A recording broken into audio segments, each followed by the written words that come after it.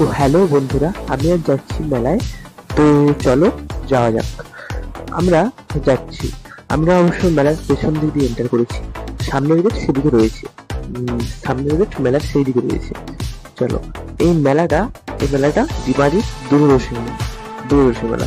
এখানে অনেক অনুষ্ঠান হয়, সাংস্কৃতিক অনুষ্ঠান হয়েছে। এটা সামনে দেখেছি, ওটা ডিমারি হাই স্কুল। এখানে সঙ্গীত হচ্ছে, আমি দেখাতে পারি।